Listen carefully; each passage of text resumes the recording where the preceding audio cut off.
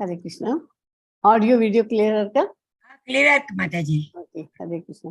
ISKCON Mangalore சார்பாக பகவத்கீதை 18 நாள் வகுப்பிற்கு உங்களை எல்லோரையும் அன்போடு வரவேற்கிறேன். இன்னைக்கு டே 5 சாப்டர் 6 சாப்டர் 5 படிக்கலாம். ப்ரேயரோட கிளாஸ் ஸ்டார்ட் பண்ணலாம். இஸ்கான் மங்களூர்ல ராதா கோவிந்தா டெம்பிள் இருக்கிற டேட்டி.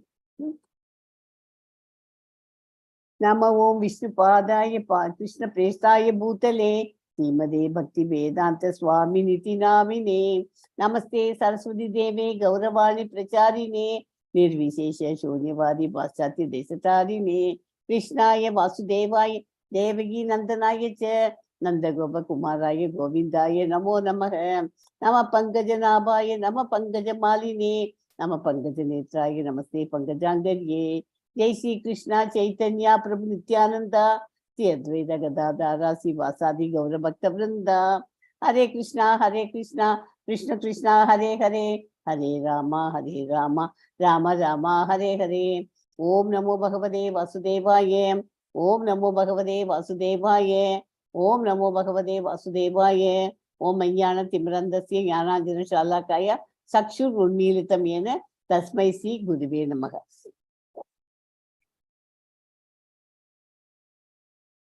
இன்னைக்கு படிக்க போற சாப்டர் அத்தியாயம் 5 கர்மயோகம் கிருஷ்ண உணர்வில் செயல்படுது. முதல்ல நேத்திக்கு என்ன படிச்சோம்? சாப்டர் 4க்கு ஒரு ரீகேப் போட்டுடலாம். ஆத்மா கடவுள் இவர்களுக்கு இடையிலான உறவு பற்றிய திவ்ய ஞானமான ஆன்மீக அறிவு ஒருவனை தூய்மைப்படுத்தி முக்தி அளிக்க கூடியதாகும். சுயநலமற்ற பக்தியின் செயலில், அதாவது கர்மயோகம், அதனோட பலனே இந்த உன்னத அறிவு. கீதையின் புராதன வரலாறு யுகந்தோறும் ஜட உலகில் தோன்றுவதற்கு காரணமும் முக்கியத்துவமும் மற்றும் தன்னை உணர்ந்த குருவை அணுகுவதன் அத்தியாவசிய தேவை ஆகியவற்றை பகவான் விளக்கினார். அதை நேற்றுக்கு பார்த்தோம். இன்னைக்கு சாப்டர் 5க்கு ஒரு முன்னோட்டம். வெளிப்புறத்தில் எல்லா செயல்களிலும் ஈடுபட்டு இருப்பினும் உட்புறம் அவற்றின் பலன்களை துறந்து வாழும் பக்குவ அறிவுடைய மனிதன் திவ்ய ஞானம் என்னும் நெருப்பினால் தூய்மைப்படுத்தப்பட்டு அமைதி, பற்றின்மை, பொறுமை, ஆன்மீக பார்வை, ஆனந்தம் ஆகியவற்றை அடைகிறான். அறிவு யோகா பாதை பற்றி முன்னர் விவாதிக்கப்பட்ட யோசனையுடன் துரத்தல் அல்லது சந்நியாச என்ற கருத்துக்களை கலக்கிறது. கர்மயோகத்தின் பாதையும் அதே ஞானத்திற்கு வழிபோகிறது. இந்த வழியில் 2 பாதைகளும் ஒரே இடத்திற்கு இட்டு செல்கின்றன. மேலும் செயல் மற்றும் புரிதலை பெறுதல் ஆகிய 2ஐயும் உள்ளடக்கியது என்று கிருஷ்ணர் விளக்குகிறார். தாமரை இலை தண்ணீர் போல், அதாவது கடமையை செய், பலனை எதிர்பார்க்காதே, புலன் கட்டுப்பாடு அவசியம், அது மாதிரி இருக்கணும். உடலுக்கு 9 நவத்வாரா ஒரு ஸ்லோகம் வரும். அதுல நவத்வாரான்னு வரும். துவாரம்னாக்க ஹோல். உடல்ல 9 கதவு.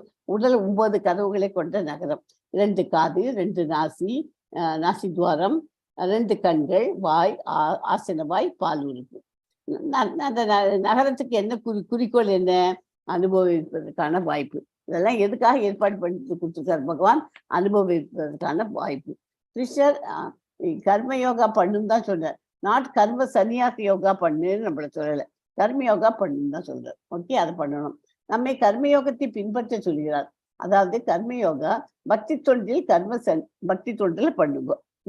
கர்ம சன்னியாச யோகாவை பண்ணுன்னு சொல்லலை. ஸோ இந்த சாப்டர்ல முக்கியமா தெரிஞ்சுக்க வேண்டியது சந்நியாசம் அல்லது கர்மயோகம் பத்தி சொல்ல போறோம். 5.1ல சந்நியாசத்தை விட கர்மயோகம் எளியது, ஈஸி. சந்நியாசம் கொஞ்சம் கஷ்டம். கர்மயோகம் எல்லாருக்கும் ஃபாலோ பண்ண முடியும். நிஷ்காம கர்மயோகம் ஒருவரை பந்தத்திலிருந்து விடுவிக்கிறது. பகவானை இடையராது நினைப்பதால் முக்தி கிடைக்கிறது. ஓகே, கிரகஸ்தர்களா இருந்து இந்த பிக்சர் 2வது பிக்சர் பார்த்து எல்லாரும் தெரியும். வீட்டுல இருந்தாலும் அந்த குழந்தைக்கும் அந்த இதெல்லாம் சொல்லி கீர்த்தன் மந்திரங்கள்லாம் சொல்லி கொடுத்து மகா மந்திரங்கள்லாம் எல்லாம் பண்ணிட்டு இருக்கா இல்லையா? அந்த மாதிரி பண்ணி கிரகஸ்தர்களா இருந்தும் பண்ண முடியும் அப்படிங்கிறதுக்கு இந்த பிக்சர் போட்டிருக்கு. ஸோ வெறும் மன ஊகங்களை விட பக்தி சேவை சிறந்தது. அது முதல்ல. 2வது அத்தியாயத்துல விஸ்வங்களால் விவரிக்கப்பட்ட ஆன்மா பற்றிய அறிவு, பரிந்துரைக்கப்பட்ட கடமைகள் விளக்கப்பட்டது. பல நோக்கு செயல்களால் ஆத்மாவின் சிக்கல், பக்தி சேவையின் மூலம் சிக்கலில் இருந்து விலகும் செயல்முறையை விளக்குகிறது. அது 42வது சாப்டர்ல. 3வது சாப்டர்ல கிருஷ்ண உணர்வில் செயல் உள்ள நபருக்கு ஆற்ற வேண்டிய கடமை எதுவும் இல்லை. கிருஷ்ண உணர்வுல வந்தாச்சுனாக்க அந்த அவளுக்கு ஆற்ற வேண்டிய கடமைன்னு தனியா எதுவும் கிடையாது அவளுக்கு. அதுலதான் எல்லாமே பண்றாளவா கிருஷ்ண உணர்வுல. ஸ்லோகம் 33 4வது அத்தியாயத்துல அனைத்து வகையான தியாகங்களும் யாகங்களும் கிருஷ்ண உணர்வில் செயலாற்றுவதின் பலனை துறைத்தில் உச்சமடைகிறது. 4வது அத்தியாயத்தின் கடைசி ஸ்லோகத்தில் கிருஷ்ணன் மீண்டும் அர்ஜுனன் எழுந்து யுத்தம் புரிய கூறுகிறார். இதனால் அர்ஜுனன் சிறிது குழம்பினான். துறப்பதா அல்லது செயலாற்றுறதா? அதனால 4th சாப்டர்ல கடைசியில கொஞ்சம் கன்ஃபியூஷன் வந்துடுது அவனுக்கு.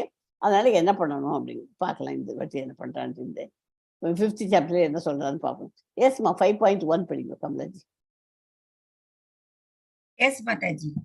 Om Shri Paramatmane Namaha. Atha Panchamodhyayah Sannyasa Yogaha. Arjuna Vacha Sannyasam Karmanam Krishna Punaryogam Cha Samshasi Yachreya Etayorekam Tanme Bruhi Sunishitam. Arjunan கூறினான், கிருஷ்ணரே, முதலில் செயலை தொடக்கம் சொன்னார், பின்னர் பக்தியுடன் செயலாற்றும் பரிந்துள்ளார். இவை இரண்டில் சிறந்த நன்மை தருவது எது என்பதை தயவு செய்து விளக்குவீராக. முதல்ல செயலை தொடர்ந்துருங்கிறார், அப்புறம் பக்தியோட செயலாற்றுகிறார். அப்புறம் எது பண்ணணும், எதுக்கு சிறந்த நன்மை தரும், அதை எனக்கு கொஞ்சம் விவரமா சொல்லுங்க அப்படின்னு கேட்கிறான். அர்ஜுனன் கேட்கிறான் இது கிருஷ்ண பகவான். பகவத்கீதையின் இந்த 5ஆம் அத்தியாயத்தில் வரட்டு மன அனுமானத்தை விட பக்தி தொண்டில் செயலாற்றுவதே சிறந்தது என்கிறார் பகவான்.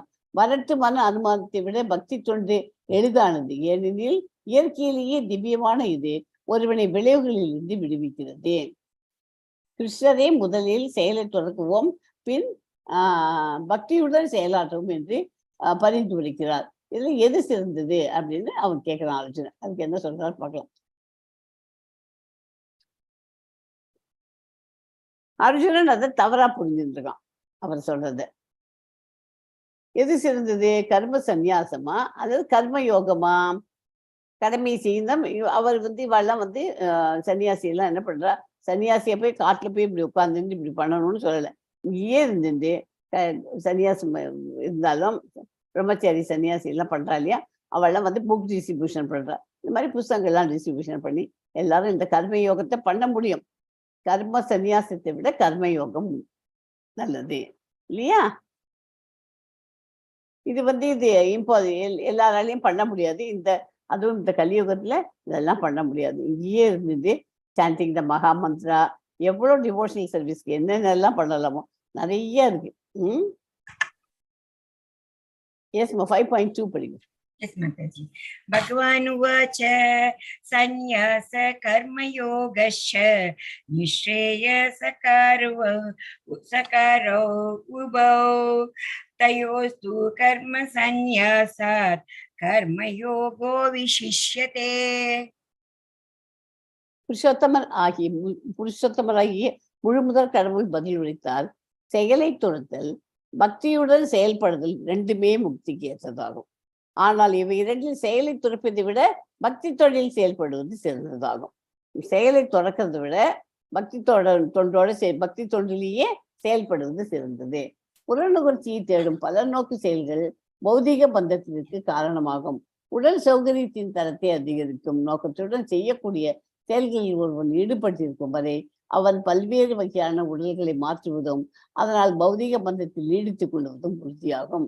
கிருஷ்ண உணர்வில் செயல்படும் இத்தகு பக்குவமான செயல் மாயாவாத பள்ளியை சார்ந்த சன்னியாசியின் எத்தகைய செயற்கையான துறவியும் விட பன்மடங்கு சிறந்ததாகும். ஓகே, சன்னியாசத்தை விட இது பன்மடங்கு உயர்ந்தது. ஸோ 6 விதமான தர்மங்கள். இதை இது இதுல சாப்டருக்கு இல்லை, மற்ற நமக்கு தெரிஞ்சிருக்கணும். விதர்மா மத சார்பின்மை, அது ஒரு தர்மம். பரதர்மா மத கொள்கைகளுக்கு ஒருவர் தகுதியற்றவர், அது பரதர்மா. உபதர்மா மற்றவர்களுக்கு பொருள் உதவி கொடுக்கிறது உபதர்மா. சால தர்மா மதத்தை ஏமாற்றுவது சால தர்மா. தர்ம அபாஸ் பாசாங்கு மதம் கொள்கைகள் மதச்சார்புள்ளதாக காணப்படும், ஆனால் உண்மையில் அல்ல. பரோதர்மா ஆன்மாவின் நித்திய மதம். ஓகே, இந்த 6 தெரிஞ்சு வச்சுக்கணும். 6 விதமான தர்மங்கள். ஸோ பல நோக்கு செயல்கள். ஓஹோ. பல நோக்கு செயல்களின் மேல் உள்ள பற்றினால் நிர்காவின் வீழ்ச்சி. நிர்கான்னு ஒரு மன்னர் தான். அவன் பல நோக்கு செயல்கள்ல ரொம்ப பற்று இருக்கு அவனுக்கு. தானங்கள் நிறைய தானங்கள் கொடுத்தான். ஒரு ஒரு சமயம் என்ன பண்ணான், ஒரு தானம் கொடுத்துருக்கிற சமயத்துல ஒரு வாட்டி மாடு கொடுத்தான் தானம். அது கொடுக்கறச்சே ஒரு அந்தனருக்கு முதல்ல ஒரு மாடு கொடுத்தான். அடுத்த நாளைக்கு 100 அந்தனருக்கு கொடுக்க போனான். முதல் நாளைக்கு கொடுத்த அந்தனோட மாடையே எடுத்து அடுத்த நாளைக்கு கொடுத்துட்டான். அவன் தெரிஞ்சு, அந்த ராஜா தெரிஞ்சு கொடுக்கல. அவன் அந்த மாடு, எல்லா மாடும் இதுல போய் மேயறதுக்கு போறது இல்லையா, நிலத்துல போய் இதுல போய் ஃபீல்டுல போய் மேயறது.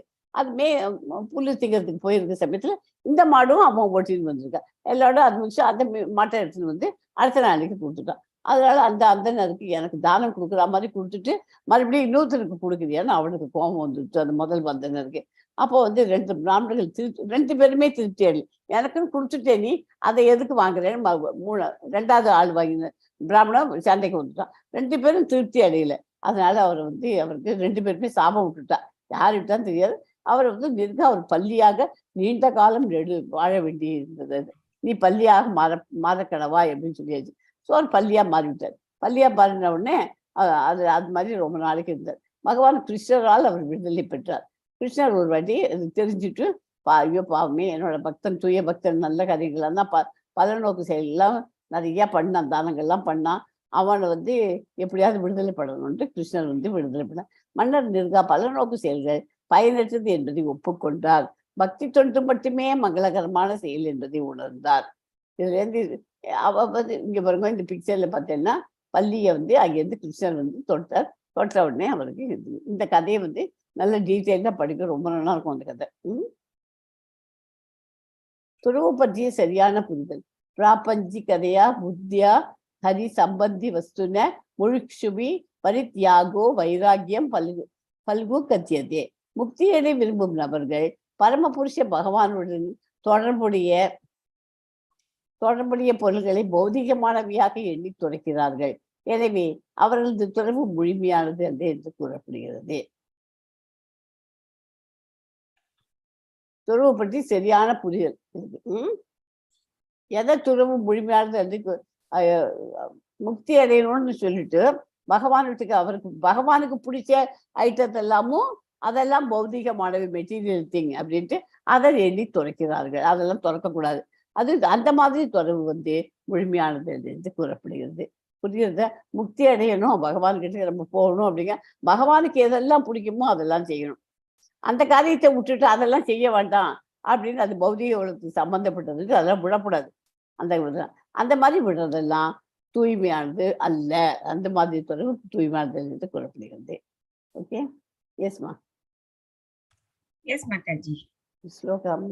येयस नित्य सन्यासी यो न द्वेष्टि न काङ्क्षति निर्द्वन्द्वो हि महाबाहो सुखं बन्धात् प्रमुच्यते.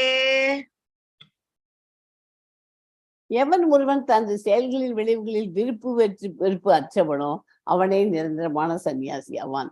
பலம் பொருந்திய புயங்களை உடைய அர்ஜுனா, எல்லா இருமைகளிலிருந்து விடுபட்டுள்ள அத்தகையோன் பௌதீக பந்தங்களை எளிதில் வென்று முழுமையாக முக்தி அடைகிறான். ஓகே.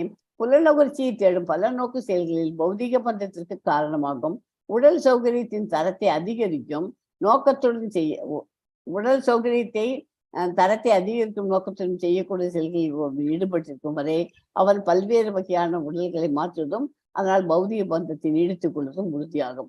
கிருஷ்ண உணர்வில் செயல்படும் இத்தகைய பக்குவமான செயல் மாயாவாத பள்ளியை சார்ந்த சன்னியாசியின் எத்தகைய செயலின் துறவை விட பன்மடங்கு சிறந்ததாகும். கிருஷ்ண உணர்வில் முழுமையாக உள்ளவன் எப்பொழுதும் சன்னியாசி ஆவான். ஞானம் குணத்திலும் அளவிலும் சரியாக இருப்பதால் அது பக்குவமானதாகும். குணத்திலும் அளவிலும் சரியாக இருக்கணும். ஞானம் குணம் ரெண்டும் கரெக்ட் ப்ரொபோர்ஷன்ல இருக்கு. அதனால அது பக்குவமானதாகும்.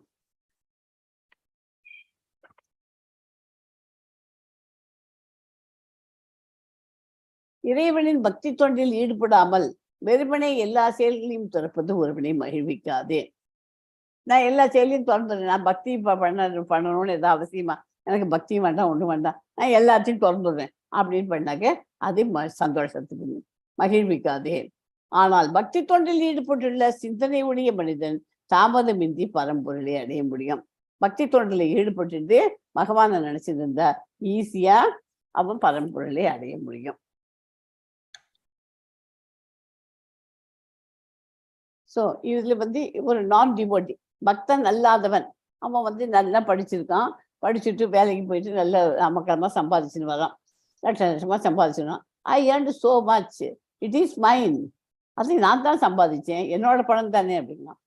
பக்தன் அல்லாதவன் என்னோடதுன்னு சொல்லணும். என்ன சொல்லணும் ஆக்சுவலா? பக்தனா இருக்கிறவன், ஒரு டிவோட்டியா இருக்கிறவன் என்ன சொல்லணும்? எல்லாம் கிருஷ்ணாவோட மெரிசி, கிருஷ்ணாவுடைய கருணை. அவர் தான் இந்த மாதிரி என்னை சம்பாதிக்கிறதுக்கு நான் படிக்க வச்சது என்ன, அவர் தான் படிக்கிறதுக்கு எங்கள் அப்பா அம்மாவுக்கு ஹெல்ப் பண்ணு அப்படின்னு சொல்லி கொடுத்து எங்கள் அப்பா அம்மா, அதனால தான் எனக்கு படிக்க வச்ச என்ன, நான் படித்து சம்பாதிச்சேன், எல்லாம் பண்ணேன், இருந்தாலும் எல்லாம் அவரோட பகவானுடைய செயல் அப்படின்னு பக்தன் நினச்சிப்போம். இந்த புரிஞ்சுட்டுனாக்கா உங்களுக்கு அந்த முன்னாடி ஸ்லோகம்லாம் புரிஞ்சிடும். ஓகேயா? ஒரு நான் டிவோட்டி பக்தன் அல்லாதவன் எல்லாம் நான் தான் காரணங்கிறான். ஒரு டிவோட்டியா இருக்கிறவன் பக்தன்கிறவன் எல்லாம் கிருஷ்ணனுடைய கருணைங்கிறான். ஓகே? மனதையும் புலன்களையும் கட்டுப்படுத்தி பக்தியுடன் செயல்படும் ஆத்மா அனைவருக்கும் பிரியமானவன், அனைவரும் அவனுக்கு பிரியமானவர்கள். மனசையும் புலனையும் கட்டுப்படுத்திட்டு பக்தியோட செயல்படணும். அந்த மாதிரி ஆள் எல்லாருக்குமே பிடிக்கும், அனைவருக்கும் அவன் பிரியமானவன், பகவானுக்கு பிரியமானவர். எப்போதும் செயலில் ஈடுபட்டுள்ள போதிலும் அத்தகைய மனிதன் அவன் பந்தப்படுவதில்லை. எதுலையுமே அவன் போய் அட்டாச் ஆக மாட்டான். எப்போதும் அவன் ஏதாவது ஒரு காரியம் பண்ணிட்டே இருப்போம், இருந்தாலும் அவன் எதுலையும் பந்தப்பட மாட்டான். 5.10 படிங்க. Yes, Mataji. ब्रह्मण्यादाय कर्माणि संगं त्यक्त्वा करोति यः लिप्यतेन स पापेन पद्मपत्रम् इवाम्बसा. பற்றின்றி தனது கடமைகளை செய்து பலன்களை பரமபுருஷ பகவானுக்கு அர்ப்பணிப்பவன் தாமரையிலே எவ்வாறு நீரால் தீண்டப்படுவதில்லையோ அது போல பாவ விளைவுகளால் தீண்டப்படுவது இல்லை. புரியுதா? எதுலையுமே ஒரு காரியத்தை செய்யணும் அப்படின்னா அந்த காரியத்தை செய்யணும். அது செய்யறச்சே அந்த கடமையை செய்யும் போது நமக்கு அதுக்கு என்ன பலன்கள், அந்த பலன்கள் கிடைக்க போறது என்ன ரிசல்ட் வருமோ அதை பகவானை நினைச்சிட்டு அவருக்கு அர்ப்பணிச்சுட்டு செய்யணும். அந்த காரியத்தை எல்லாம் நமக்கு தான் நினைச்சு செய்யக்கூடாது, எல்லாம் கிருஷ்ணருக்கு அப்படின்னு சொல்லிட்டு பண்ணா அது எப்படின்னா, தாமரை எவ்வாறு நீரால் ஒரு தாமரை இலையை பார்த்தேன்னா தண்ணிக்குள்ளே இருக்கும், அது மேலே எங்கேயாவது தண்ணி ஊற்றி யாராவது பார்த்துருக்கேதா? ஒரு நாளும் பார்க்க முடியாது. அது லீஃப் பகவான் அப்படி பண்ணியிருக்காரு, அது வேறு விஷயம். அந்த லீஃப்லேருந்து ஆயிலியாக இருக்கும் இல்லையா, அதனால தண்ணி ஒரு ட்ராப்பு கூட அது மேலே போய் ஒட்டிக்க முடியாது, எல்லாம் கீழே தான் விழுந்துடும். அதனால தாமரை செடியிலேருந்து தண்ணியிலேருந்து எடுத்துட்டு வெளியில் வச்சுட்டு இப்படி உதறிட்டு பார்த்தேன்னா அதில் ஒரு ட்ராப் போட்டிருக்காது, அதுக்குள்ளே ஒட்டிக்காது இல்லையா? அந்த மாதிரி எவ்வாறு நீரால் தீட்டப்படுவதில்லையோ அது போல பாவ விளைவுகளால் அவன் தீட்டப்பட மாட்டான். எல்லாத்தையும் நம்ம இதுங்கிறதெல்லாம் கடமைகளை செஞ்சு பலன்களை பகவானுக்குன்னு அர்ப்பணிச்சாக்க அவனுக்கு பாவம்ங்கிற பாயிண்ட்டுக்கே இடமில்லை. அதுதான் தாமரையில நீரை போல செயல்பட்டாக்க நம்மளே பாவங்கள் தீண்டுவது இல்லை. எப்படி தாமரையில ஃப்ரீயா இருக்கோ அது மாதிரி நம்மளும் ஃப்ரீயா இருக்கலாம், தண்ணி படாம தாமரையில இருக்க மாதிரி நமக்கும் பாவங்கள் இல்லாமல் இருக்கலாம். ஓகே? இந்த ஸ்லோகம் ரொம்ப இம்பார்ட்டன்ட் ஸ்லோகம். இதுல ஃபர்ஸ்ட் ஸ்டார்டர்லயே பிரம்மன் இருக்குல்ல, பிரம்மன் என்றால் கிருஷ்ண உணர்வில் என்று பொருள். முக்குணங்களில் மொத்த கலவை பிரதான என்று அழைக்கப்படுகிறது.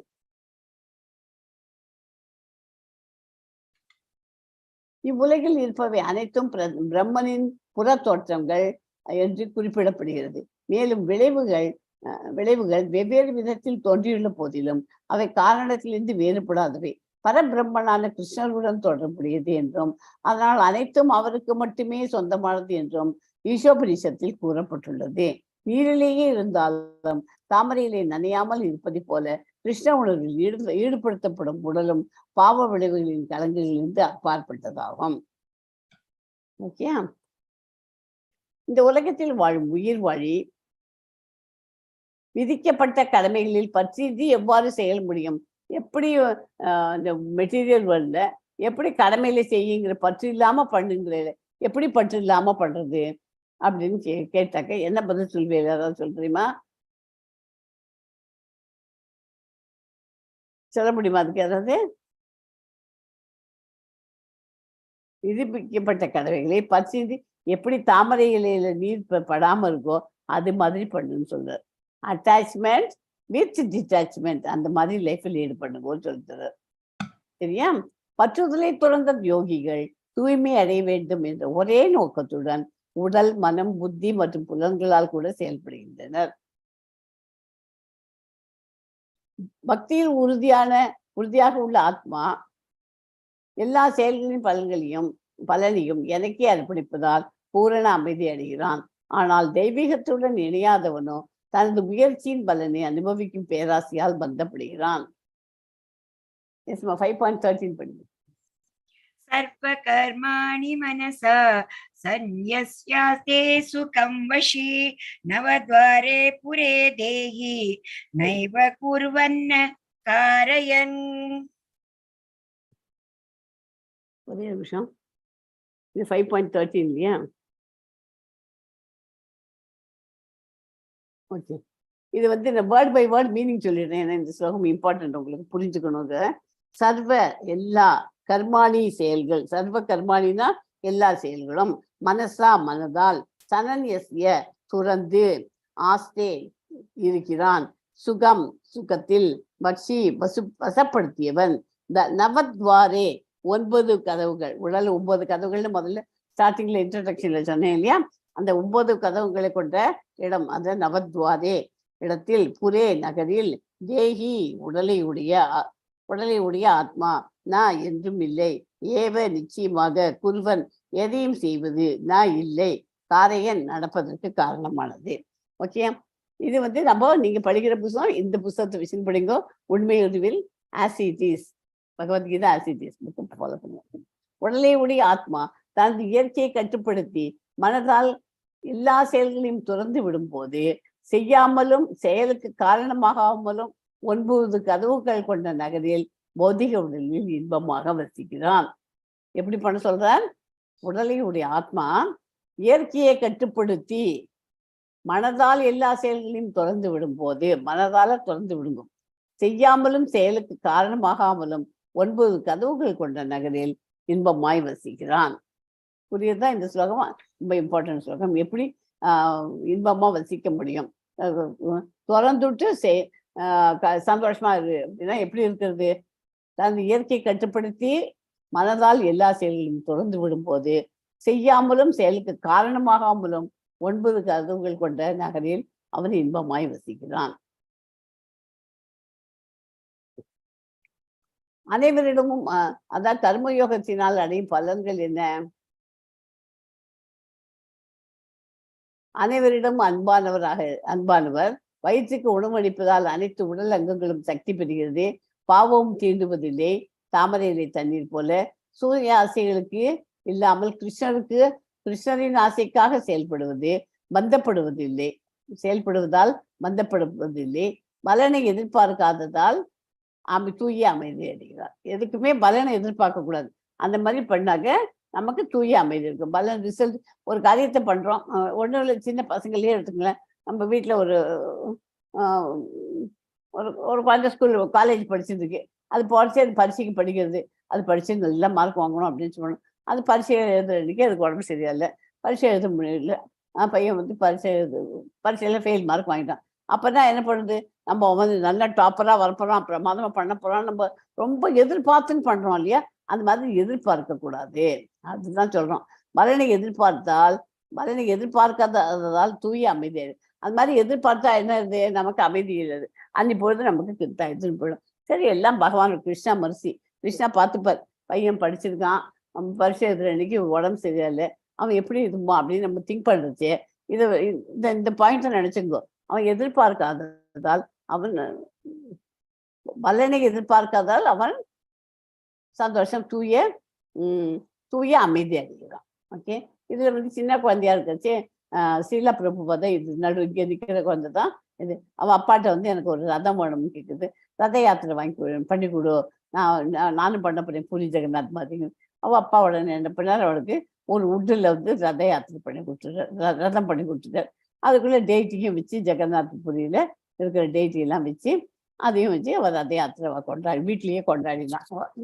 அதை ரதத்தில் உட்கார வச்சு எல்லாம் அக்கம் பக்கத்தில் இருக்க ஃப்ரெண்ட்ஸ் எல்லாம் இருக்கா. அவள் அம்மா எல்லாம் பிரசாதம் ஆளுக்கு ஒரு பிரசாதம் எடுத்துன்னு வந்துட்டா. பண்ணி வீட்டில் பெரிய கிராண்டு ஃபங்க்ஷன் மாதிரி பண்ணி அம்மக்கிழமாக கொண்டாடினான். அது எதுக்கு சொல்கிறோன்னா, கர்மயோகம் இந்த மாதிரி பண்ணினா பகவான்கிட்ட தானே இந்த காரியங்கள் வந்து அவள் வந்து பர்மனண்ட்டாக ஆன்மீகத்தில் முன்னேறதுக்காக வழி தேடினான். அந்த மாதிரி பண்ணி அந்த மாதிரி தான் பண்ணணும். நம்ம வழி சும்மா பார்ட்டி நம்மளாம் பண்ணுற மாதிரி பண்ணுறதுனா அதெல்லாம் டெம்பரரி ஹாப்பினஸ் தான் கிடைக்கும் இல்லையா. பர்மனண்ட் ஹாப்பினஸ் வேணால் இந்த மாதிரி பண்ணணும். குழந்தைகளுக்கு அதை நம்ம சின்ன வயசுலேருந்து சொல்லிக் கொடுக்கணும். ஸோ நமக்கு இப்போ ஏபிசிடி தெரிஞ்சிருக்கணும். தி அசோசியேஷன் ஆஃப் டிவோட்டீஸ், அதாவது பக்தர்களின் சங்கம் இருக்கணும். எப்போதுமே நம்மளை சுற்றி 4 பேர் விஷயம் தெரிஞ்ச சப்ஜெக்ட் பற்றி பேசக்கூடியவாளோட நம்ம ஸ்நேகம் வச்சுக்கணும். பகவத்கீதை ஆசிட்டிஸ், பகவத்கீதை உண்மையுள்வில் அந்த புத்தகத்தை படிக்கணும். சி ஃபார் சாண்டிங், திருநாம உச்சாரணம். எல்லாத்துலேயும் விட பெஸ்ட் என்னன்னா திருநாம உச்சாரணம். 16 மாலை இல்லைன்னா 16 ரவுண்டு. அதை 16 ரவுண்டுனா என்ன, 16 × 108 டைம் அதை சொல்றது அவ்வளோ விசேஷம். சாண்டிங், டயட், பிரசாதம், என்ன இதுவாக இருந்தாலும் நம்ம பண்ணிட்டு சாப்பிட்றது இன்க்ளூடிங் வாட்டர் எல்லாம் கிருஷ்ணார்ப்பணம் அப்படின்னு சொல்லிட்டு குடிக்கும். அந்த வாட்டருக்கு டேஸ்ட் வந்துடும் பகவானோட பேரை சொன்னாலே என்ன. ஸோ இதெல்லாம் அசோசியேஷன் ஏபிசிடி ஞாபகம்.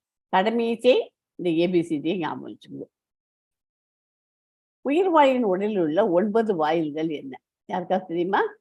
நான் இப்போ சொல்லி கொடுத்தது தான். 2 வாட்டி படிச்சாச்சு, ஸ்லோகமும் படிச்சாச்சு. நவத்வாரே, அந்த நவனா 9.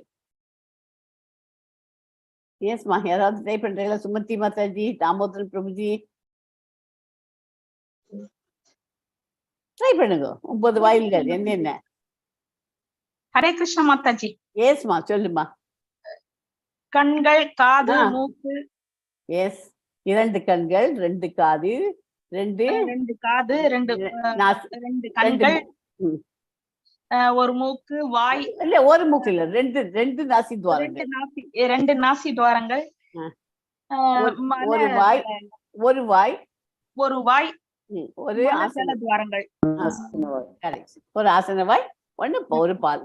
ஓகே, இந்த 9 உடல், நம்ம உடல்ங்கிறது ஒரு நகரம். இந்த 9 வாயில்கள் இருக்கின்றன. ஸோ இருப்பினும் அஞ்ஞானத்தை அழிக்கும் ஞானத்தால் ஒருவன் தெளிவடையும் போது பகல் நேரத்தில் சூரியன் எல்லாவற்றையும் வெளிச்சப்படுத்துவதை போல அவனது ஞானம் எல்லாவற்றையும் வெளிப்படுத்துகிறது.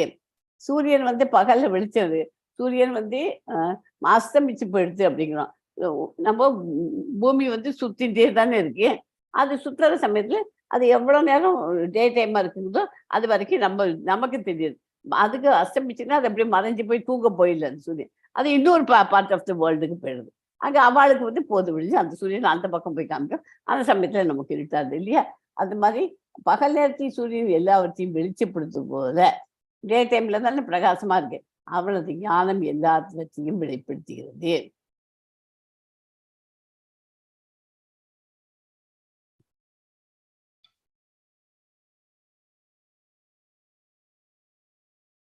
எப்போது ஒருவனது புத்தி, மனம், நம்பிக்கை, புகலிடம் என அனைத்தும் பரத்தில் நிலைநிறுத்தப்படுகிறதோ அப்போது பூரண ஞானத்தினால் அவன் தனது களங்கங்களிலிருந்து முற்றிலும் தூய்மை அடைந்து விடுதலை பாதையில் நேராக முன்னேறுகிறான்.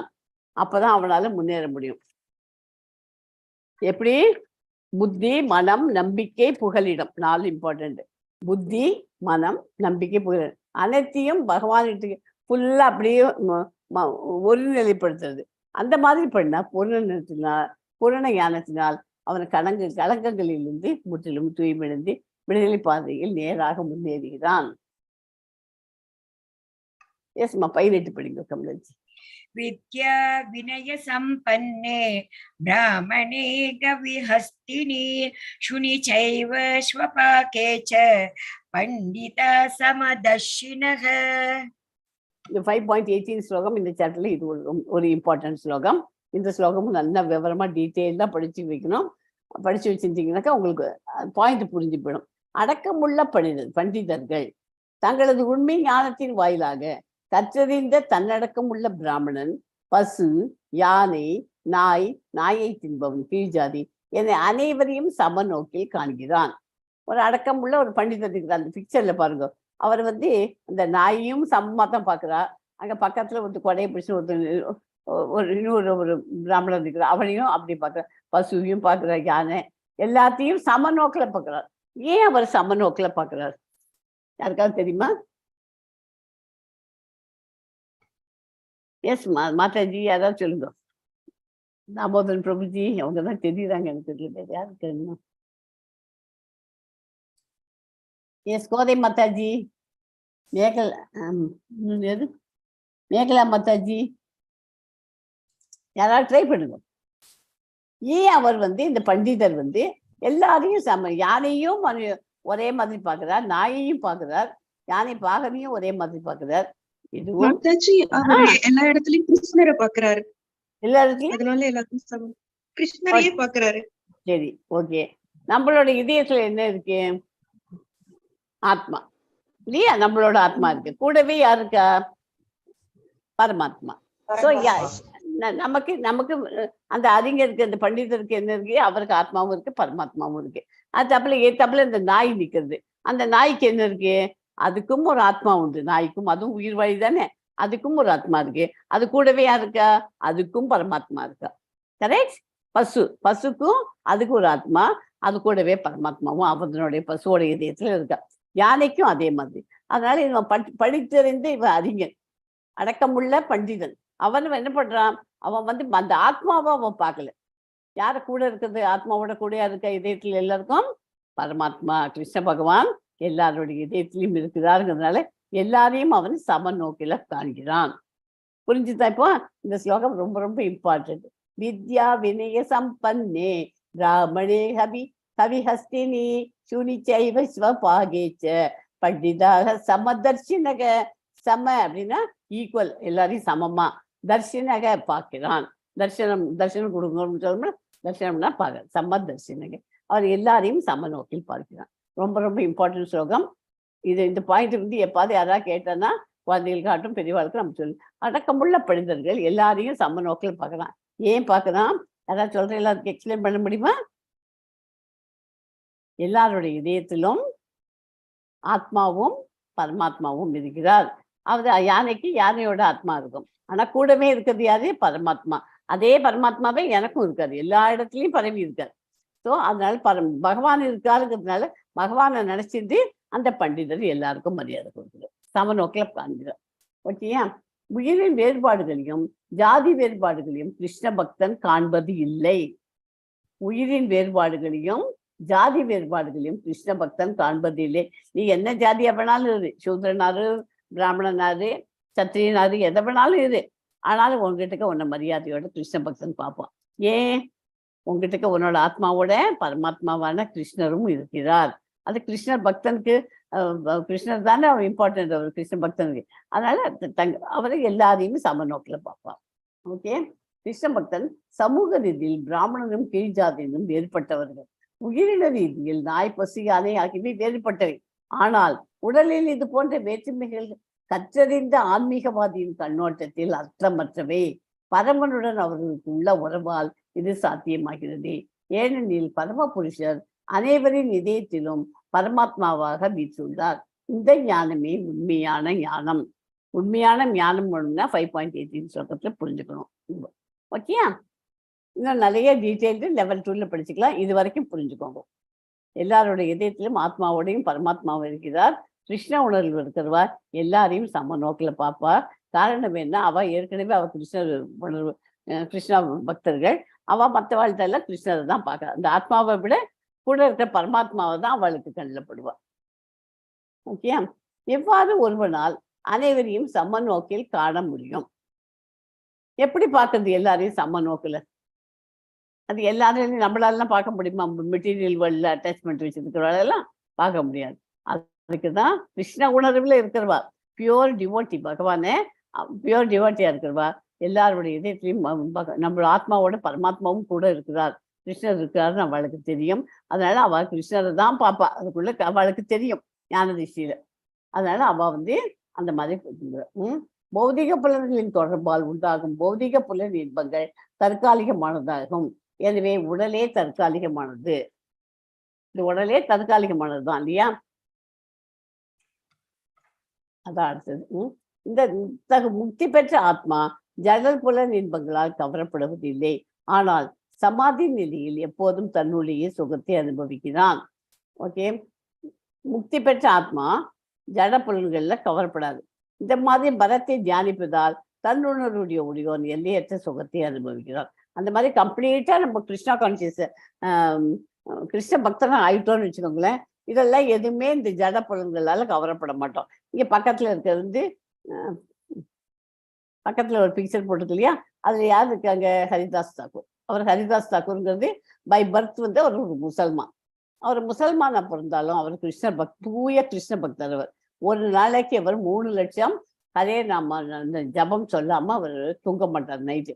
அது அடுத்த இந்த வேலைக்கு பிரசாதம் சாப்பிட்னா இத்தனை மடம் இன்னைக்கு சொல்லியிருக்கணும், இதை சொன்னாதான் பிரேக்ஃபாஸ்ட் பிரசாதம், இத்தனை அளவு சொன்னாதான் லஞ்ச் பிரசாதம், இத்தனை சொன்னாதான் டின்னர் பிரசாதம் கணக்கு வச்சுட்டு ஒரு நாளைக்கு 3 லட்சம் டைம் அவர் சொல்லாம தூங்க மாட்டார். அந்த மாதிரி அவ்வளோ ஒரு பியூர் டிவோட்டி அவர்.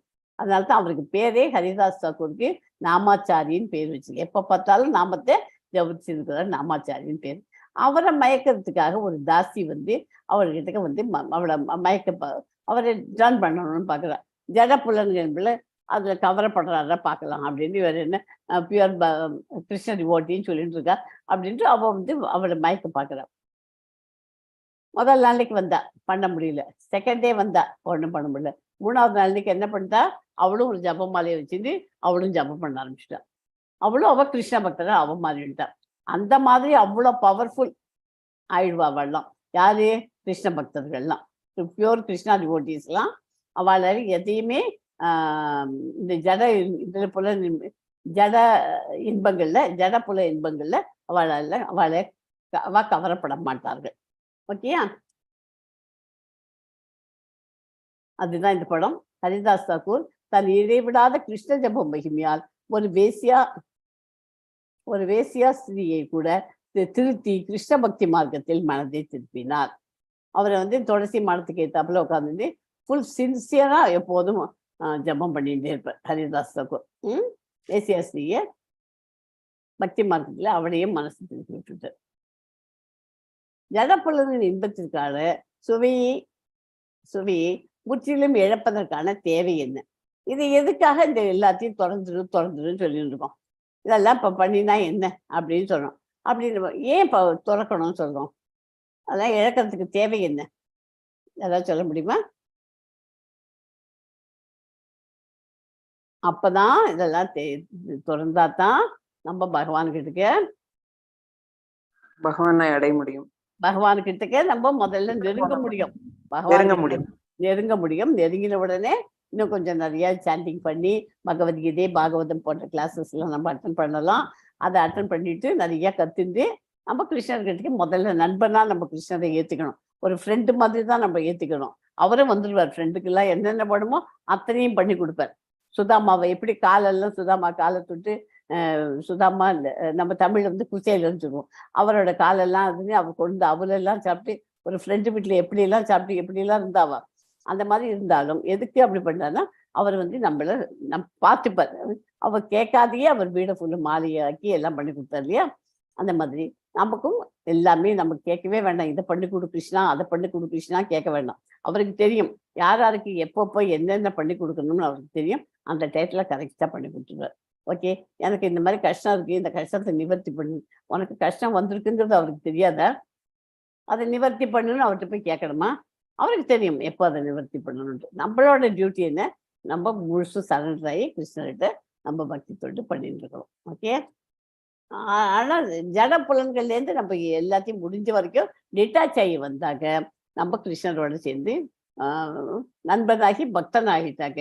அது அவருக்கு எல்லாத்தையுமே பண்ணிட்டு 4 பேருக்கு சொல்லி கொடுத்து நமக்கு தெரிஞ்சாச்சுன்னா நம்ம மட்டும் வச்சுக்க கூடாது. அதை இந்த மாதிரி பண்ணுங்கோ, நான் பண்ணினேன், எனக்கு பர்சனலா எனக்கு அனுபவிச்சு நான் அனுபவத்துல நான் சொல்றேன் உனக்கு அப்படின்னு 4 பேருக்கு சொல்லி கொடுத்தேன்னா அதுவே நீங்க கிருஷ்ணர் வீட்டுக்கு நெருங்குறது.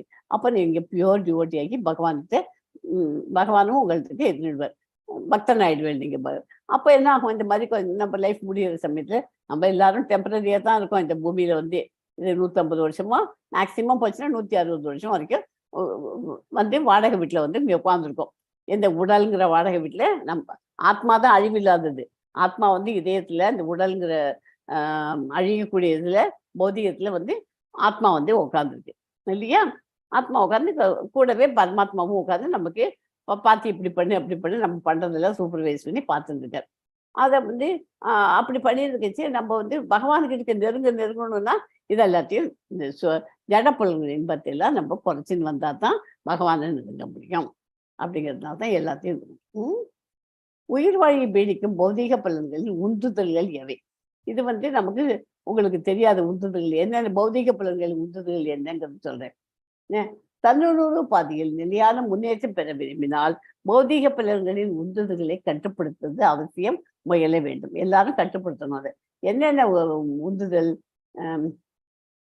உந்துதல்களை கட்டுப்படுத்து. பேச்சின் உந்துதல், நம்ம வாய் திறந்து பேசணும் இல்லையா, அதனோட பேச்சின் உந்துதல், கோபத்தின் உந்துதல், மனதின் உந்துதல், வயிற்றின் உந்துதல், பாலுறவின் உந்துதல், நாக்கின் உந்துதல் என பல்வேறு வகையான உந்துதல்கள் விட இந்த பல்வேறு புலன்கள் மற்றும் மனதில் உந்துதல்களை கட்டுப்படுத்துபவன் தான் கோஸ்வாமி அல்லது சுவாமி என்று அழைக்கப்படுகிறான். ஐம்புலன்களை அடக்க கத்துக்கின்றவன் பேர் என்ன? கோஸ்வாமி அல்லது சுவாமி என்று அழைக்கப்படுகிறான். இதெல்லாத்தையும் இப்போ கோபத்தின் உந்துதல், கோபம் வந்து நமக்கு எக்ஸ்ட்ரீமா வருது. வீட்டுல பசங்க எல்லாம் நம்ம சொல்றதை கேட்க மாட்டேங்கிறான்னா அப்படி ஒரு கோபம் வருது. அப்போ வர சமயத்துல நம்ம என்ன பண்ணணும்? இது என்னோட பிராக்டிக்கல் எக்ஸ்பீரியன்ஸ், நான் சொல்லித்தரேன், கேட்டுக்கோங்க. அந்த மாதிரி யார்கிட்டயாவது ஒரு கோபம் வந்துச்சுன்னா உடனே என்ன பண்ணுங்க, சாண்டிங் தான் மகாமந்திரா பண்ணுங்க. ஹரே கிருஷ்ணா ஹரே கிருஷ்ணா கிருஷ்ண கிருஷ்ணா ஹரே ஹரே.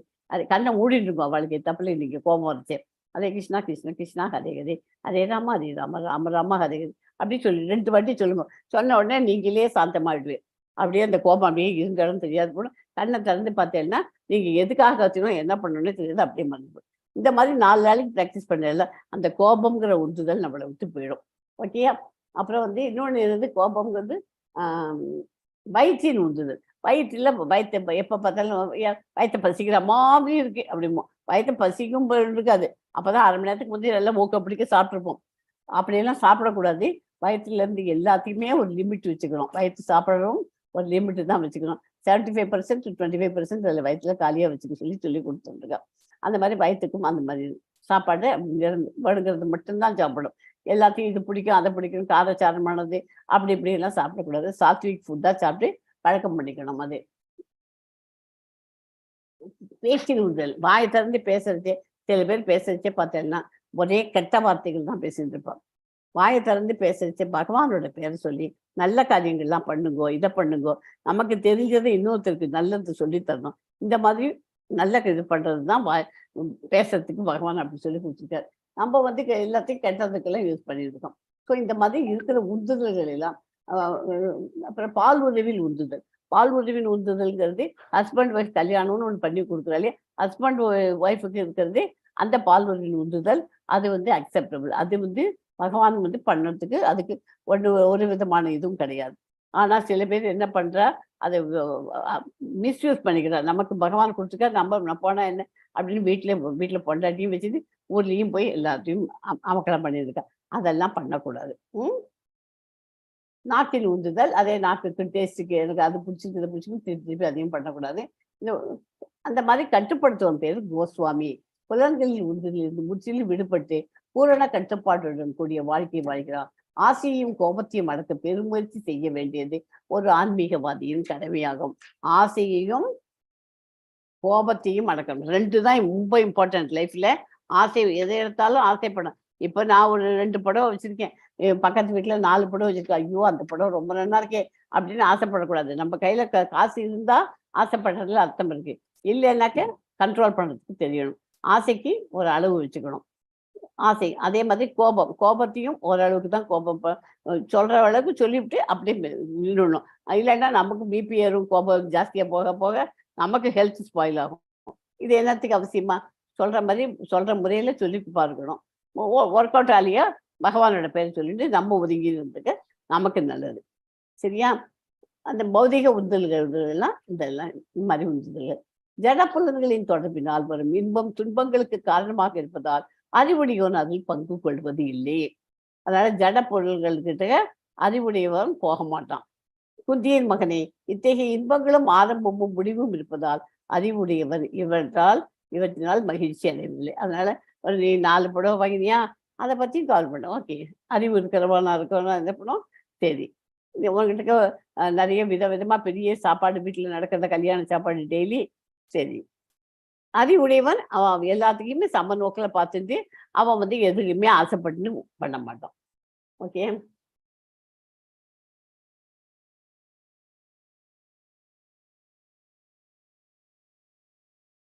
ஒருவனால் தற்போதைய உடலை நீக்கும் முன்பு ஜடப்புலன்களின் உந்துதல்களை பொறுத்து கொண்டு காமத்தையும் கோபத்தையும் கட்டுப்படுத்த முடிந்தால் அவனுக்கு நன்கு நிலை பெற்றவன் ஆவான். காமத்தையும் என்ன பதில்,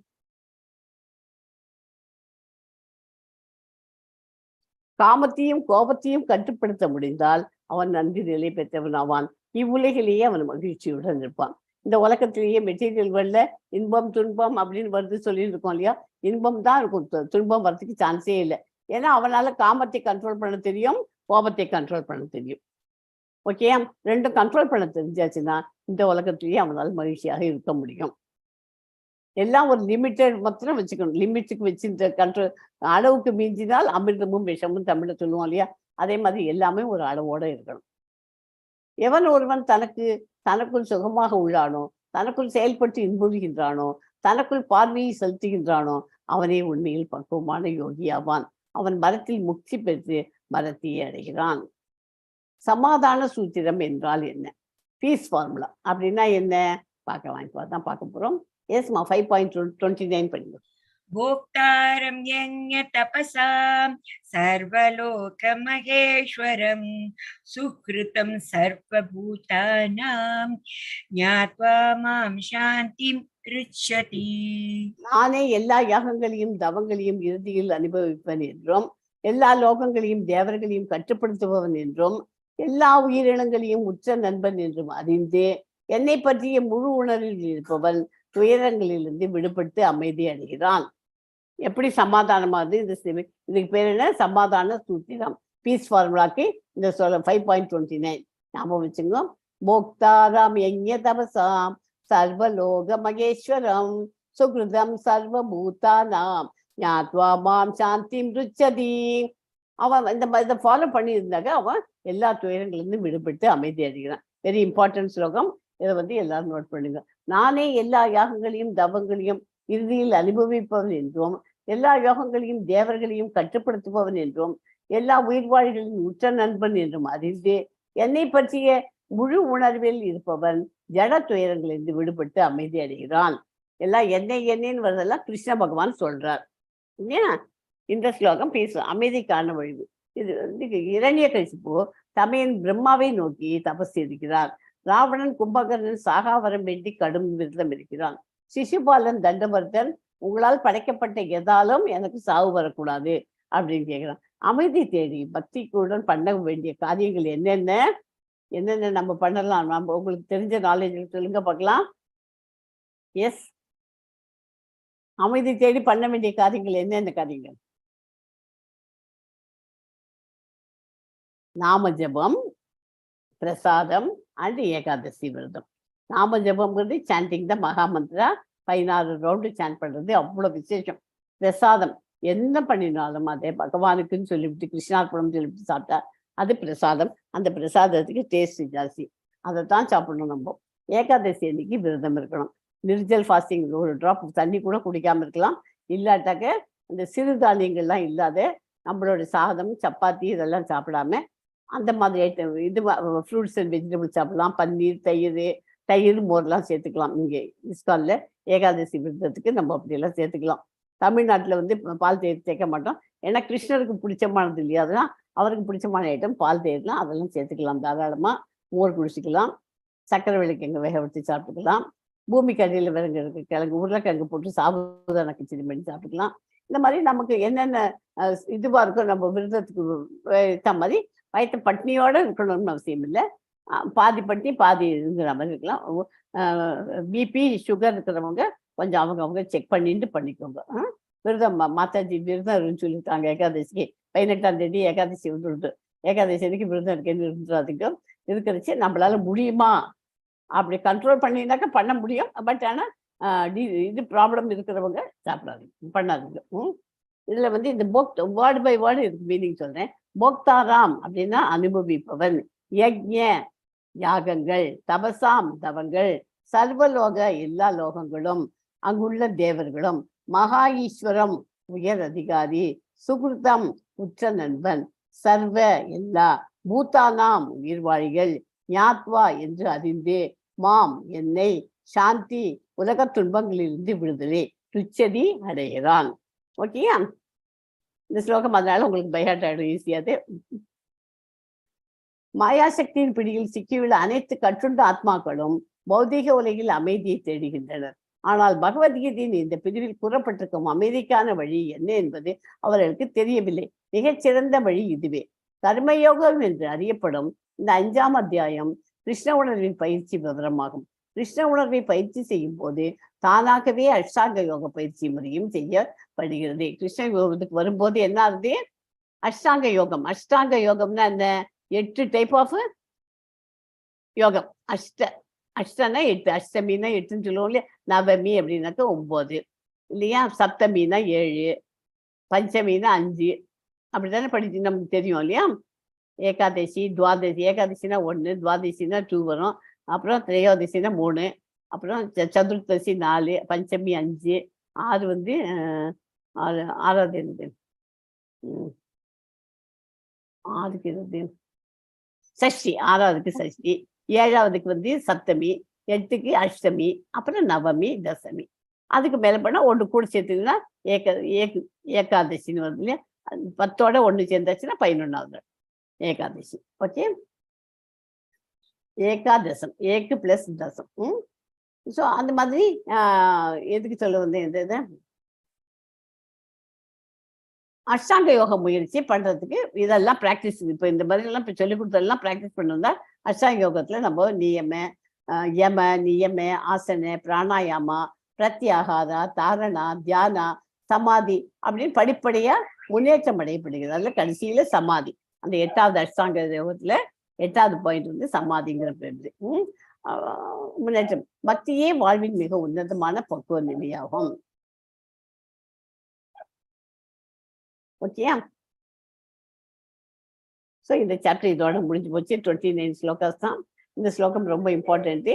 இதுக்கப்புறமா வந்து அஷ்டாங்க யோகாத்துக்கு இதெல்லாம் ப்ராக்டிஸ் இப்படி ஃபவுண்டேஷன் போட்டு வந்தாச்சுன்னா அஷ்டாங்க யோகாவுக்கு போயிடலாம். ஓகே, அதே மாதிரி நாளைக்கு இருக்கும்னு நினைக்கிறேன். நாளைக்கும் அஷ்டாங்க யோகா வந்து. ஓகே, சன்னியாசம் அல்லது கர்ம யோகம். கர்ம யோகா அதுவா சன்னியாசி? கர்மயோகா சன்னியாச யோகாவா? எது விசேஷம்? நிஷ்காம கர்மாவா அடிமைத்தனத்திலிருந்து விடுவிக்கிறது? உன்னதமான கவனம் செலுத்த வேண்டும் எது? ஓகே, இதோட இந்த சாப்டர் முடிஞ்சு போச்சு. இப்போ வந்து உங்களுக்கு ஒரு அம்பரீஷ் வந்து ஏகாதசிக்கு விரதம் இருக்கணும்னு சொன்னேன் இல்லையா? அதை வச்சு ஒரு கதை இருக்கு. அதை வந்து உங்களுக்கு இப்போ கமலா மாதாஜி அந்த கதை சொல்லுவாங்க.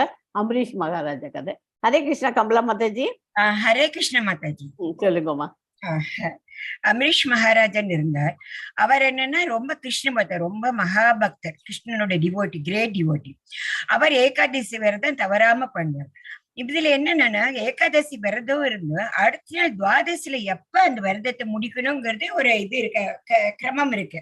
இந்த டயத்துக்குள்ள அந்த விரதத்தை முடிச்சணும் துவாதசியில. அது ரொம்ப முக்கியம். அவர் அன்னைக்கு அடுத்த நாள் துவாதசி எல்லாம் ப்ரிப்பரேஷன் பண்ணியிருக்கார். எல்லாருக்கும் சாப்பாடுலாம் ப்ரிப்பரேஷன் பண்ணியிருக்காரு. அப்ப வந்து துர்வாச முனிவர் வராரு அந்த டயத்துல. அவர் சிஷ்யோட வந்த உடனே அவருக்கு ஒரே வாங்குவோன்னு எல்லாம் உபச்சாரம் பண்ணாரு. அப்ப சொன்னேன், சாப்பிட வாங்க, சாப்பிட்டுடலாம் அப்படின்ட்டு. இல்ல நம்ம போயிட்டு வர குளிச்சுட்டு வந்துடுறேன், அதுக்குள்ள நீ வெயிட் பண்ணு. சரின்னு பண்ண. அவர் துர்வாச முனிவர் போனார், வரவே இல்லை. அவர் குடிச்சிடும் போது கொஞ்சம் அப்படியே நீர்லயே இருந்து தபஸ் பண்ண ஆரம்பிச்சு மூழ்கி போயிட்டார் அவர். இப்ப இவன் அம்பரீஷ் மகாராஜ் பாக்குற டைம் ஆயிடுத்து. அப்படியே அந்த துவாதசி அந்த டைம் போறதுக்கு ஆயிடுத்து. அதுக்குள்ள முடிச்சாகணுமே, இல்லாட்டா ஏகாதசி பண்ணு அதுக்கு மகத்துவம் அந்த புண்ணியமே கிடைக்காது. அது அந்த டயத்துக்குள்ள முடிச்சாதான் அந்த பண்ணின பலன் உண்டு ஏகாதசி பாராயணம் பண்ணதுக்கு. என்ன பண்றதுன்னு யோசிக்கிறேன். அப்ப மந்திரிகள்கிட்ட கேட்ட பண்ண அவ ஒரே குழப்பத்துல ஆச்சுன்னா, பரவாயில்ல மாதாஜி, பரவாயில்ல ராஜாவே. அவ எல்லாருமே கேட்டு என்ன பண்ற யோசிச்சுன்னு சொல்ற. அப்புறம் துர்வாசமன் கோவம் இந்த மெயில இல்ல, அதுக்கு ஒரு வழி இருக்கு. சும்மா நம்ம தண்ணீர் துளசியை போட்டு தண்ணி குடிச்சிட்டா போறோம், நம்ம சாப்பிட போறது இல்லை இல்லையா, அப்புறம் தானே. ஏன்னா அந்த டயத்தை போறதுக்குள்ள முடிச்சிருமே, பரவாயில்ல, அது தப்பு இல்லைன்னு சொன்னோடனே சரி அவரும் அந்த கரெக்டா அந்த டைம் ஆறதுக்கு முன்னாடி அதை குடிச்சுடுற. இதை பண்ணினோடனே துர்வாச முனிருக்கு அவ இந்த ஞான சக்தி இருக்கு அவளுக்குல இல்லையா, உடனே அவருக்கு தெரிஞ்சு போயிடுது. அங்க வரும்போதே ரொம்ப கோபத்தோடு வர்றாரு. பத்தியா, நான் என்ன நீ அவமானம் பண்ணிட்டேன், நான் வரேன்னு சொல்லியிருக்கேன், எனக்கு வராம அதுக்குள்ளே நீ இது பண்ணிட்ட. அப்ப இவர் எவ்வளவோ எடுத்து சொல்ற அமரீஷ் மகாராஜ், இல்ல முனிவரே அவர் காலை விழுந்து சொல்ற, இல்ல நான் அதுக்கு இல்ல, இந்த துவாதசி இது டைம் போயிடுப்பதுன்ட்டு வெறும் தண்ணி தான் துளசி, வேற ஒண்ணுமே பண்ணல. நான் அவர் கேட்கவே மாட்டாரு, அவருக்கு கோபம் அப்படியே. அது எப்படின்ட்டு அவமானம் பண்ணிட்டு உடனே அவர் என்ன பண்ணார், தன்னோட சக்தியினால எடுத்து ஒரு பெரிய ராட்சசனை விட்டுடுறார், அவருக்கு எதிர்க்க ஏவிடுறார். நெருப்பு போயின்னு அவரை இது பண்றதுக்காக அமரீஷ் மகாராஜா கொல்றதுக்கா போறார். அப்ப என்னடா அதுன்னு அப்ப இது டக்குன்னு அந்த நம்ம நாராயண கிருஷ்ணருக்கு தெரிஞ்சு போயிடுது. கிருஷ்ணருக்கு பக்தர்னா தான் உண்டு. என்னன்னு நம்ம தன்னோட பக்தால யாரான்னு சொல்லியோ அவமானப்படால் அவர் தாங்கவே மாட்டார். அவர் எல்லாமே பக்தர்களுக்கு என்ன வேணப்படும். அவருக்கு தெரிஞ்சோடனே அவருக்கு என்னடாது, தன் பக்தர் அவமானப்படுறாரு இப்படி அப்படின்ட்டு இந்த சக்கரத்தை எடுத்து விட்டாங்கிட்ட உள்ள அந்த இந்த சக்கரத்தை சுதர்சன சக்கரத்தை விட்டுடுறாரு.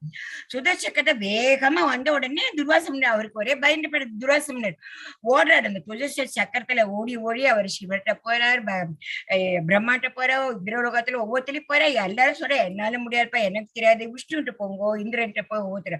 அப்ப விஷ்ணுகிட்ட, அதாவது நம்ம கிருஷ்ண பகவான்கிட்டயே போறார். அவர் சார், என் கையில இது ஒண்ணுமே இல்லை, அது சக்கரம் விட்டாச்சு, எனக்கு சுதர்சன் சக்கரம், நீங்க ஒண்ணு பண்ண தப்பிச்சுக்கிட்ட நேரா அமரீஷ் மகாராஜா அவர்கிட்டதான் போகணும், அவர்கிட்ட தான் போய் மன்னிப்பு கேட்கணும் அப்படின்ட்டு. அப்பதான் அவர் ஓடியே வர்றார். ஓடி வந்து அமரீஷ் மகாராஜர் கேட்கிறார், அம்மா நான் உங்களோட இது தவ மகிமா, இந்த பக்தியே நான் அறியாம, பக்தி மகிமையை அறிஞ்சிக்காம நான் இதை இது பண்ணிட்டேன், என்னோட தப்புன்னு அப்படி சொன்னேன். அப்ப அமரீஷ் ஐயோ அதனால ஒண்ணும் இல்லை அப்படின்ட்டு அவர் அப்படியே இது பண்ணிடுறாரு. அது சரி, இல்ல அதனால தப்பு இல்லைன்னு அவர் பாவம் வந்தது துர்வாச முனிவர், அவர் பெரிய பக்தர் இல்லையா. அப்புறம் அந்த சுதர்ஷன் சக்கரம் போயிடுது. அப்ப இதுல இருந்து அப்பதான் துர்வாச முனிட்ட நம்ம எவ்வளவு பெரிய தப்பு பண்ணிவிட்டேன். இதுல இருந்து நமக்கு என்ன தெரியுது அப்படின்னாக்க, கிருஷ்ணருக்கு அவரோட நீங்க பிரார்த்தனை பண்ணி கிருஷ்ணர் மேல நீ பிரார்த்தனை பிரேயர் சொல்லி அவரோட நாமத்தை சொல்றதை விட கிருஷ்ணரோட பக்தர்களை அவளை ரொம்ப கௌரவிக்கணும், அவளுக்கு மரியாதை கொடுக்கணும். அதுதான் ரொம்ப ரொம்ப முக்கியம். ஏன்னா கிருஷ்ணர் தன்னோட தூய பக்தர்களை யாரான்னு அவமதிச்சாலும் ஏதாவது பண்ணிட்டா அதை பொறுத்துக்க மாட்டார். அதனால நாம கிருஷ்ணரை நம்ம தியானம் பண்ணி பிரார்த்தனை பண்ணி பிரேயர் பண்ணி அவரை சாண்டிங் பண்றதையும், அதோட அவளோட கிருஷ்ணரோட தூய பக்தர்களை எப்போதுமே நம்ம மரியாதைக்குரிய நடத்துக்கணும், அவளுக்கு நம்ம மரியாதையை செலுத்தணும். அதுதான் இந்த கதையோட சாராம்சமே. அதுதான். Hare Krishna. Hare Krishna. Thank you so much. இப்ப நான் இந்த ஸ்லோகம் சொல்றேன், இதை முடிச்சுட்டு கிளாஸை வைண்ட் அப் பண்ணிக்கலாம். எல்லாரும் கூட ஒரு வாட்டி ஹரே கிருஷ்ணா மகாமந்திரம் சொல்லுங்க. ஓகே. வாஞ்சா கல்பத ரூபஸ்ய கிருபா சிந்துபியோ ஏவச்ச பதிதா நாம் பாவனேபியோ வைஷ்ணவேபியோ நமோ நமக. ஹரே கிருஷ்ணா ஹரே கிருஷ்ணா ஹரே கிருஷ்ணா ஹரே கிருஷ்ணா கிருஷ்ண கிருஷ்ணா ஹரே ஹரே கிருஷ்ண கிருஷ்ண ஹரே ஹரே ராம ஹரே ராம ஹரே ராம ராம ராம ராம ஹரே ஹரே ஹரே ஹரே கிருஷ்ணா கிருஷ்ண கிருஷ்ணா ஹரே ராம ராம எஸ் கமலாஜி முடிச்சிருங்க. Yes, Mataji. Om Tat Sat Iti Srimad Bhagavad Gita Upanishatsu Brahma Vidyayam Yoga Shastre Shri Krishna Arjuna Samvade Sannyasa Yogo Nama Panchamodhyayah Asmin Paratman Anupatma Kalpe Tvamit Mutta Pidapatnayoni Ananda Bhuma Mamarogarashi